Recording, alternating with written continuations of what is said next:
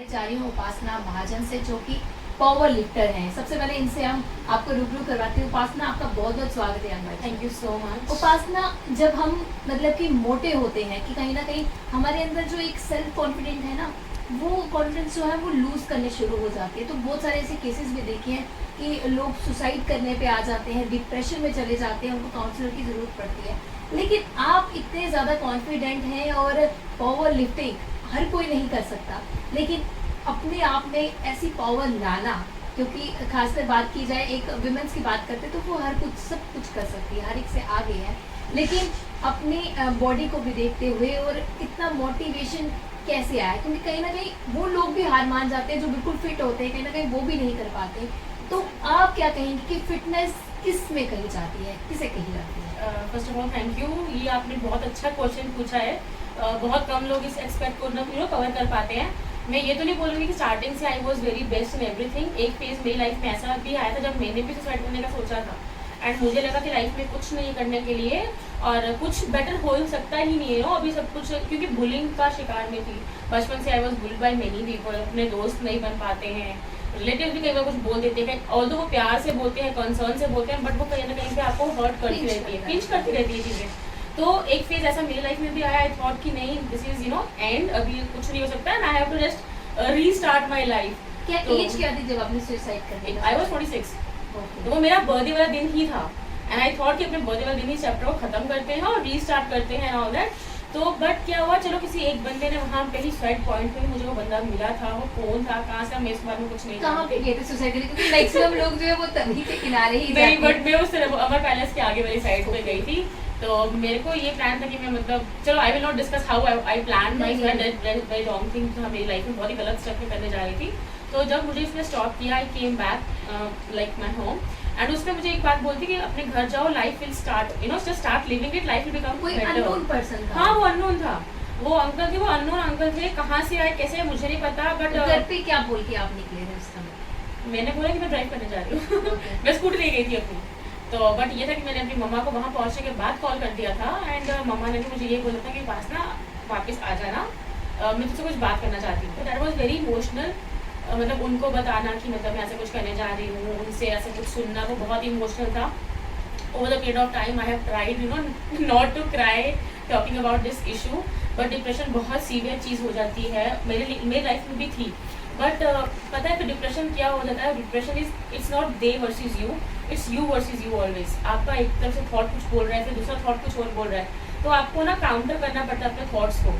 आपको ये सोचना पड़ता है कि ठीक है, अभी पास तो यही है, okay fine, you are fat, that's okay, but you are a cute person, you look cute, your smile is good, you are intelligent, आप इतना कुछ पढ़ सकते हो, इतना कुछ अचीव कर सकते हो, तो उसी के बारे में क्यों फोकस करना जो नहीं है मेरे पास? मोटिवेशन आपको कहाँ से मिली? सबसे बड़ा पॉइंट ये है कि मोटिवेशन, क्योंकि इतने डिप्रेशन में जाने के बाद उससे निकलना और आज इतना कॉन्फिडेंटली बोलना, लोगों को कॉन्फिडेंट करना, लोगों को मोटिवेट करना, तो आपकी मोटिवेशन का क्या कारण है? अब्दुल कलाम सर ने एक बार बात बोली थी, उनके इंटरव्यू में मैंने सुना था, ये उन्होंने कहा था कि किसी की सक्सेस स्टोरीज मत सुनो, किसी की फेलियर स्टोरीज सुनो। आपको रीजन दिखेंगे लोगों ने क्यों मतलब नहीं रुके वो लोग। तो मैंने लोगों के बारे में पढ़ना शुरू किया, जो लोग इस हद से निकल के वापस बाहर आए उनके बारे में पढ़ना शुरू किया, बात करना शुरू किया मैंने। यार मैं बात ही नहीं करती थी किसी से इस बारे में, अंदर ही अंदर घुट रहे थे। मम्मा से बात किया, दोस्तों से बात की, ओपन प्लेटफॉर्म फेसबुक पे ओपनली लिखा that I am facing this issue, तो क्या I am good for nothing. तो इतना इनैमरस सपोर्ट आया हमारे जम्मू के। मेरे को ये लगता है कि शायद बाहर मेरे को इतना सपोर्ट नहीं मिला जितना मुझे जम्मू में सपोर्ट मिला है। यही के लोगों ने मुझे बचाया भी है, यही के लोगों ने मुझे ये मुकाम भी दिया जहाँ पे मैं आपसे आज बात कर रही हूँ।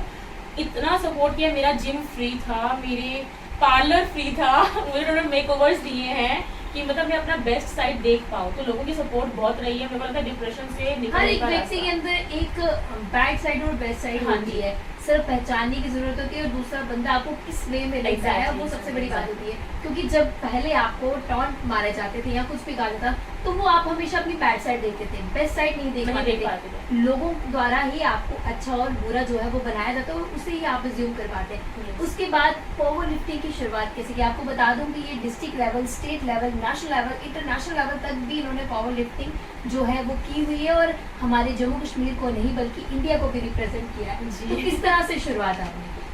वेट लॉस के लिए मैंने जिम ज्वाइन किया था, वॉल्यूम जिम सरवाल में, वो मैंने स्टार्ट किया वहाँ से। एंड हमारी एक फिटर एकेडमी है, FITTR फिटर, पहले स्क्वाड्स के नाम से जानी जाती थी। वहाँ पे न्यूट्रिशन का बड़ा अच्छा बेस नॉलेज है। वो बोलते हैं कि डाइटिंग का मतलब क्रैश और भूखे रहना नहीं होता है। डाइट का नॉलेज मुझे वहाँ से मिला, एक बहुत अच्छी अप्रोच मिली। वहाँ पे कोचेस थे जिन्होंने मुझे फ्री स्टार्टिंग में ट्रेन भी किया है। फिर यहाँ पे करण भैया थे वॉल्यूम जिम में, जिन्होंने स्टार्टिंग मेरा करवाया। फिर एंड टाइम फिटनेस में नितिन सर थे। इन लोगों ने मुझे एक्सरसाइजेस में गाइड किया। फिर खुद अपने अंदर भी वो कीड़ा था जानने का, मैंने कोर्स किया diploma in nutrition and exercises. वहाँ से मैंने स्टार्ट की जर्नी। डाइट सही थी, ट्रेनिंग सही थी, अप्रोच सही थी, मेंटल सपोर्ट सब कुछ था मेरे को। तो मैंने अपने 2018 में फर्स्ट टूर्नामेंट खेली। तो जब मैंने जम्मू की फर्स्ट टूर्नामेंट खेलने गई थी, वो मैं खेलने नहीं, मैं देखने के लिए गई थी कि यहाँ पे क्या होता है। But then I give a try, और फर्स्ट ट्राई में ये पहले आप इन्हीं बातों में उलझे रहते थे कि क्या होगा, क्या है, Exactly. उसके बाद आपने जानना शुरू किया कि एक्चुअल में हाँ। लाइफ है क्या, लाइफ को कैसे जिया जाए, कितनी सारी बिल्कुल, चीजें जो है बिल्कुल। वो जिंदगी में करनी बिल्कुल, पहले दूसरों से कंपेयर करती थी ना मैं कि उसके पास इतना कुछ है, क्या मेरे पास नहीं हो सकता। फिर खुद को देखना शुरू किया ना कि मेरे पास क्या हो सकता है, मेरा पास क्या कैलिबर है। दूसरों को कॉपी करते करते ना लाइफ डिप्रेस हो जाती है। ये आपने eventually- बोला जिस तरह से आपने डाइट का भी वो ध्यान हाँ जी। रखा, उसके बाद एक्सरसाइज भी की, तो आपका वेट कितना था उसके बाद? स्टार्टिंग आई स्टार्टेड एट 152 जब बिल्कुल मैंने स्टार्ट किया था। देन आई केम टू 112, 112 तक मैं नीचे आई थी। अभी कोविड में वापस रीगेन किया तो 120 के आसपास पहुंच ही गई। बट ये था कि लाइक मैंने बहुत ड्रॉप किया था, फैट परसेंटेज बहुत, मैंने 64% से मैं नीचे आई थी 50 के रेंज में। मसल मास मैंने गेन किया था अपना, ताकि बॉडी रीशेप में रहे, और ये सब नॉलेज मुझे फिटनेस से ही मिला था। पावर लिफ्टिंग जो होती है वो काफी ज्यादा डिफिकल्ट रहती है। हाँ। आम लोग भी उसको करने से सोचते नहीं है अपना, लेकिन फिर भी आपने उसे करने का सोचा, किस तरह से मोटिवेशन आपको? देखो, आपका एग्रेशन कहीं ना कहीं पे निकलेगा। या तो आप डिप्रेस रहोगे, सोचते रहोगे चीज़ें कैसी हैं, रोते रहोगे, गुस्से में आते रहोगे, या फिर वही गुस्सा वही एनर्जी आप ड्राइव कर लेते हो किसी चीज़ में। तो पावर लिफ्टिंग में स्ट्रेंथ चाहिए ही होती है, पर टेक्निक भी चाहिए होती है। तो वो टेक्निक भी सीखी मैंने, और स्ट्रेंथ में तो अपना एग्रेशन को काम कर ही गया। सोचा उसी में लाइन आगे बढ़ाते हैं। दूसरा, जब आप करना शुरू करते हो ना, आपको देखा देखी बहुत से लोग ऐसे हैं जो उस चीज़ में आ जाते हैं, तो रास्ता मिलता नहीं है। तो जब मैं आई तो मेरे आसपास बहुत से लोग थे जो लोग करना चाहते थे, उन्होंने मुझे अप्रोच किया, तो आई स्टार्टेड। तो 26 साल के जब आप थे, जब आपने सुसाइड अटेम्प्ट करने का सोचा था, उसके बाद कितना टाइम आपको लगा खुद को समझने में, खुद को जानने में? यू विल बी सरप्राइज, मुझे सिर्फ एक ही दिन लगा। ओके। एक ही दिन उस पर्सन ने बोला घर जाओ, life will be better, just start thinking क्या तुम्हारे पास क्या है, उस पर काम करना शुरू करो।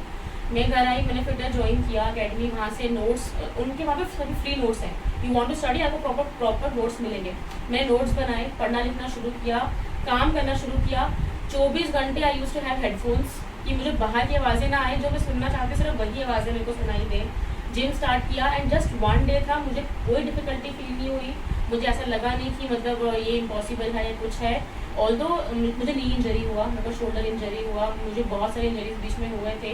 बट एक ही चीज़ दिमाग में रही कि वैसा डिफिकल्टीज तो आती रहेंगी ना। अभी तुम बताओ, तुमने कितना वर्क आपने एक गोल सेट नहीं किया था कि आपको करना हाँ, क्या है। exactly. जब एक बार गोल सेट हो गया, आपने उसी में अपनी डेडिकेशन Best पूरी लगाई। आपको बता दें कि पावर लिफ्टर होने के साथ साथ ये एक टीचर भी है और बच्चों को भी शिक्षा देते हैं। तो क्या मैं कहूँगी कि एक्स्ट्रा अगर क्लासेस की बात करें, एक तो जो आपका सब्जेक्टिव जो टॉपिक है उसे छोड़ के बच्चों को किस तरह, क्योंकि आज के टाइम पे जो आप बच्चे देख रहे हैं उनका माइंड सेटअप जो है वो सुसाइड की ओर ज़्यादा बढ़ रहा है, ये Exactly. चीज़ें हैं। तो आप एक्स्ट्रा क्या कहते हैं उनको कि या क्या ज्ञान आप उन्हें देते हैं?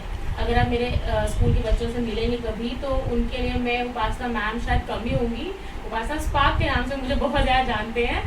तो मेरे बच्चे मेरे फ्रेंड्स बन जाते हैं। मैं सिर्फ उनको इंग्लिश या कंप्यूटर्स नहीं पढ़ाती, मैं उनको साथ साथ मॉडल लेक्चर्स भी देती हूँ। वो फाइट कैसे करना है, क्योंकि देखो उनके लेवल पे उनके लिए फाइट क्या है, कम मार्क्स आना, या पेरेंटल प्रेशर, या टीचर प्रेशर, या फिर किसी एक बच्चे को टीचर बड़ा प्यार कर रहा है बाकी को नहीं कर रहा, वो सब कुछ उनके लेवल के लिए स्ट्रेसफुल रहता है, राइट। तो उनको उसके लिए गाइड करना कि उनके लिए क्या ज़रूरी है, क्या ज़रूरी नहीं है, उन्हें क्यों प्रेशर नहीं लेना चाहिए। दूसरा, वो अपने सिर्फ और सिर्फ एकेडमिक स्किल्स के अलावा बाकी स्किल्स कैसे इंप्रूव कर सकते हैं। Role of sports, role of debates, role of communication skills, वो सब में उनके बाकी सारी एजुकेशन होने के हिसाब से मॉरल एजुकेशन बहुत ज़रूरी है। यस, जो बहुत ही लोग इसको छोड़ देते हैं, इसको सोचते हैं कि वो खुद ही समझ जाएंगे, वो खुद नहीं समझेंगे। क्योंकि बचपन में जब हम पढ़ते थे या कोई भी हमें टॉपिक मिलता है उसके नीचे मॉरल भी होता था, इंग्लिश की अगर बात करें तो वो एक अच्छी चीज होती थी, जिसमें हमें समझ आ रही थी कि इस कहानी से हमें क्या शिक्षा मिली। बिल्कुल बिल्कुल। और देखो क्या होता है, अगर मैं क्विट कर जाऊंगी तो मेरे बच्चे भी क्विट कर जाएंगे, ये तो बड़े जेन्युइन सी बात है। तो मैं खुद लीड बाय एग्जांपल होना चाहती थी कि मैं उनको ये चीज़ दिखाऊं कि देखो भाई मेरे अंदर ये प्रॉब्लम भी है, अगर है तो फिर भी I am doing a lot, अगर मैं कर सकती हूँ तुम भी कर सकते हो। मुझे आज वो इंसिडेंट याद है, मैं मेरे लास्ट स्कूल में जो मैं अभी छोड़ चुकी हूँ स्कूल, स्टेज पे कुछ लड़कियाँ थी मेरी क्लास की जो डांस नहीं कर रही थी, because those were like plus figures, right. तो वो बोलते मैम बच्चे हंसेंगे, मैम ये होगा। उनको मोटिवेट करने के लिए पूरे स्कूल के सामने आई वेंट ऑन स्टेज कि दिखाने के लिए, and then from the stage I called them कि गेट अप, इधर आओ। अब मेरे को देख के अगर मैम जा सकते हैं स्टेज पे डांस करने के, लोग हम भी जा सकते हैं, वो आए और उसके बाद से वो हर परफॉर्मेंसेस कर रहे थे। तो that was a change I wanted to make it. ऐसा कौन सा काम है जो आप पहले समझते थे कि मैं नहीं कर सकती या मेरे जैसे जो भी है वो नहीं कर सकते और उसे ही आपने किया? सबसे पहली बात फुल साइज में पिक्चर क्लिक करना। मैं अगर आप मेरे फेसबुक में पुरानी पिक्चर्स देखोगे वो सिर्फ चेहरे तक ही आएंगी, बट फुल साइज में नहीं आती थी क्योंकि बॉडी पॉजिटिविटी थी नहीं। पब्लिक स्पीकिंग मेरे अंदर बहुत कम था, मुझे किसी के सामने मिलने जाने में, बात करने में बहुत डिस्कम्फर्ट फील होता था। बचपन से हाँ, डिमोटिवेशन था। ये लगता था कि यार फोन पे बात कर लेंगे तो मेरे दोस्त रहेंगे, अगर सामने मिलने जाऊँ तो मेरे दोस्त नहीं रहेंगे। तो वो चीज़ समझ नहीं आ पाती कि वो तो फेक लोग हैं ना जो आपको देख के हट रहे हैं। तो ये चीज़ सबसे चेंज हुई, पब्लिक स्पीकिंग मेरा इम्प्रूव हुआ। मैंने डांस करना शुरू किया, मैंने मोक्षा के लाइना सेंटर में डांस परफॉर्म किया था, मैंने फैशन शो किया, प्लस साइज फैशन शो था। ये सब कुछ मैं कभी सोच भी नहीं सकती थी कि मैं कभी स्टेज पे ग्लैमरस सा ड्रेस पहन के फैशन शो करूंगी या पब्लिक के सामने डांस करूंगी या कभी स्कूल में पढ़ाऊंगी। पढ़ाना तो इम्पॉसिबल था ना कहीं बात की जाए तो कोविड का जब ये सेशन चल रहा था, यहाँ पे भी कोरोना जो है वो गया नहीं है। लॉकडाउन का जो पीरियड था उस समय लोगों को खुद से मिलने का टाइम मिला था, अपने फैमिली का टाइम स्पेंड करने का था और अपने टैलेंट को पहचानने का टाइम मिला था। लेकिन आपने उससे पहले ही खुद को पहचान लिया, खुद के टैलेंट को पहचान लिया। तो लॉकडाउन में आपने क्या किया? क्योंकि सारे काम तो आपने पहले ही कर दिए। नहीं, लॉकडाउन में बहुत ज़्यादा चेंजेस मेरे अंदर आई हैं। लॉकडाउन में मैंने अपने बच्चों को ट्रेन किया टेक्निकल एजुकेशन के लिए। मेरी क्लास के बच्चे 7th 8th क्लास के बच्चे मुझसे ज़्यादा बेटर प्रेजेंटेशंस बना पा रहे थे। वो एक दो लड़के थे, उनका नाम नहीं लूँगी, वो क्लास में ऐसे थे जिनको इंग्लिश बोलनी भी नहीं आती थी, but they were giving English presentation like awesome. मैंने उनको रिकॉर्ड किया था। मैंने अपना ये पहचाना शुरू किया कि कौन कौन सी स्किल्स हैं जो आप ऑनलाइन के थ्रू भी पढ़ा सकते हो, क्योंकि ऑफलाइन आई वॉज रॉकिंग, अभी ऑनलाइन में कैसे आप रॉक कर सकते हो, वो किया मैंने। उसके अलावा अपने लिए टाइम निकाला। देखो जब सभी लोग आपके आसपास है ना, फिर तो आप मोटिवेट रहते हो। अब आप रूम में अकेले हो कोविड के टाइम पे, अब कैसे मोटिवेट रहोगे? अब बताओ, क्या अभी आपको लोग नहीं देख रहे हैं, पूजा मेरे सामने नहीं आ पा रही है या और कोई मेरे को नहीं इंटरव्यू कर पा रहा, तो क्या अभी भी आप अकाउंटेबल हो? क्या आप उठ के अपना जिम कर रहे हो? तो जब आप अंदर आए, आपने देखा मैंने बाहर जिम का सेटअप किया था, तो मैंने स्टार्टिंग अपने घर से की। मेरे को पास ना ये सिर्फ लोगों को दिखाने के लिए नहीं, खुद के लिए भी करना है। तो मैंने अपने आप को पहचाना, अपनी स्किल्स हमेशा इम्प्रूव की, एनरोल किया एजुकेशन कोर्सेज में। मैंने डिप्लोमा फिनिश किया, मैंने MA इंग्लिश फिनिश किया। तो आई इवॉल्व्ड विद माई किड्स। तो कई सारे अवार्ड्स भी इन्होंने जीते हुए, हाल ही में इन्हें LG से भी अवार्ड मिला है। और क्या कहना चाहिए, किस तरह का एक्सपीरियंस लगता है? क्योंकि पहले डिमोटिवेशन, उसके बाद मोटिवेशन, उसके बाद लोगों द्वारा अप्रिशिएट होना, गवर्नर द्वारा अप्रिशिएट होना, कितना अच्छा लगा आपको? मैं सच बताती हूँ, जब मुझे LG सर के वहाँ से वो आया था कार्ड एंड मतलब इन्विटेशन आया था, तो आई वॉज लाइक, मैंने अपने अर्जु सर को फ़ोन किया। अर्जु सर ने मुझे फ़ोन किया था सबसे पहले, मेरे फेडरेशन कोच सर है, उन्होंने बोला पास ना यू नो नेम सिलेक्टेड, आप लोग राजभवन जा रहे हो। तो राजभवन हम लोग बचपन में ना TV पे देखते थे या फिर अखबार में पढ़ते थे सिर्फ, तो वहाँ एक्चुअल में जाना है इतने लोगों के बीच में, वो बहुत ज़्यादा इमोशनल मोमेंट भी था। नर्वस तो बहुत ज़्यादा थी, मेरी बॉडी में मेरे हाथ पाँव काँप रहे थे कि मतलब वो आएंगे सामने, कैसे उनसे बात करना है। बट हाँ, फिर एक रिस्पॉन्सिबिलिटी वाली फीलिंग भी आ रही थी कि अभी देखो पास तुमको ऐसा भी हेल्प करना है, तुमको ऐसा रहना, तुमको ऐसा कुछ करना है। LG सर से अवार्ड मिला, IGP सर से हमें अवार्ड मिला। उसके बाद अभी फुलकारी का इवेंट हुआ तो JK टूरिज्म से अवार्ड मिला। इन सब चीज़ों के बाद ना लगता है लोग पहचान रहे हैं आपको, now you are becoming you know the faces of youth. तो आपको भी रिस्पॉन्सिबल होना पड़ता है, आपको इवॉल्व करना पड़ता है। कभी ऐसा फील हुआ कि मैं एक टाइम पे इतनी बड़ी गलती करने जा रही थी, मेरी पहचान ये है और मैं खुद को ऐसा पहचान? मेरे को बहुत रिग्रेट हुआ है। मुझे ऐसा लगा वो पास ना, अगर तुम उस ईयर 2016 समथिंग ईयर में चली जाती ना, तो आज जो भी यूथ तुम्हें अप्रोच कर रहा है कि पास ना मैम हम कैसे आगे आएँ, उन्हें रास्ता नहीं मिलता और इतना बड़ा नुकसान डेफिनेटली होता है। मैं ये नहीं बोलती मैं जम्मू में बहुत ज़्यादा अपने लिए वो कर रही हूँ, बट जम्मू में बहुत से आर्टिस्ट हैं जो अपने लिए जम्मू का नाम रोशन कर रहे हैं, बट कहीं ना कहीं थोड़ा बहुत तो कॉन्ट्रीब्यूशन मेरा भी है। जम्मू को लोग मेरे नाम से भी थोड़ा बहुत जानते हैं, चाहे वो कुछ परसेंटेज ही है। तो अगर मैं उस टाइम पे ये गलती कर लेती हूँ, अपना ये बेस्ट साइड एक्सप्लोर नहीं कर पाती, तो life is a gift, you have to. Upasana, उन युवाओं को या उन लोगों को आप क्या कहेंगे जो मतलब कि छोटी सी उम्र में ही सुसाइड की ओर बढ़ जाते, क्या पता उनकी मेंटालिटी वैसी थी, उनके पास कोई सुनने वाला नहीं होता या उन्हें सुनाने वाला नहीं होता, तो उन्हें किस तरह से एक मोटिवेशन भरा मैसेज आप देना चाहेंगे हमारे मीडियम से? आखिरी में यही कुछ है। थैंक यू, बहुत इंपॉर्टेंट मैसेज है ये। देखो, जब तक आपकी सांसें चल रही हैं, you have that chance, you have that ultimate chance to improve. और क्या है, आपको आप ये मत सोचो ना मैं 100 बार फेल हुआ हूँ। आप ये देखो, मैंने वो 100 रास्ते निकालिए जो काम नहीं करेंगे, तो क्या पता 101 वाला काम कर जाए, है ना। तो एंड तक कोशिश करते रहनी चाहिए। जितने भी आप बड़े बड़े लोग देखोगे जिनको आप मानते हो कि वो सक्सेसफुल हो गए, एक भी पर्सन ऐसा नहीं होगा जिसकी स्ट्रगल वाली लाइफ नहीं होगी। यार एक पॉइंट पे वो ब्रेक नहीं हुआ होगा, बट किस चीज़ ने उसको सक्सेसफुल बनाया, वो ब्रेकिंग पॉइंट के बाद वापस चला, वो रुक नहीं गया। तो यार आप मत रुक जाओ। भी आप बहुत छोटे हो, गर्लफ्रेंड्स के नाम पे सुसाइड कर रहे हो, बॉयफ्रेंड्स के नाम पे सुसाइड कर रहे हो, मार्क्स कम आ गए, इंजीनियरिंग नहीं हो गया, मॉम ने कुछ बोल दिया, डैड ने कुछ बोल दिया, ये कोई रीजंस नहीं है। खुद को पहचानो। हाँ, खुद को पहचानो। और आप सब लोग, हमें चाहिए, हमारे जम्मू की यूथ जो है ना बहुत इंपॉर्टेंट है। आप लोग इतने इंटेलिजेंट हो कि आप सभी लोग हमें चाहिए अपने फ्यूचर के लिए। क्या पता आने वाले समय में आपका एक स्टेप आपको कहाँ से कहाँ पहुँचा दे, और एक बुरा स्टेप आपको कहाँ से एग्जैक्टली। ये आपका नुकसान नहीं है, हमारे जम्मू का नुकसान है यार। बहुत बहुत धन्यवाद हमारे साथ जुड़ने की, और अपनी जर्नी इन्होंने हमारे साथ, उपासना हमारे साथ जुड़े, इन्होंने अपनी जर्नी हमारे साथ शेयर की। अभी तो काफ़ी लंबी इनकी जर्नी है, बट एक मोटिवेशन जो है वो इन सभी, इन्होंने आप सभी लोगों के साथ साझा किए। साथ तो से कहा है कि हम सबकी लाइफ में स्ट्रगल जो है वो रहता है, लेकिन हमें जो है कोशिश करते रहनी चाहिए, तब तक हार नहीं माननी, जब तक हम खुद खत्म ना हो जाए। अगले वीडियो लेकर फिर मैं हाजिर होंगी, तब तक आप देखते रहिए विजुअल से अभिषेक बड़ू के साथ मैं पूजा ठाकुर।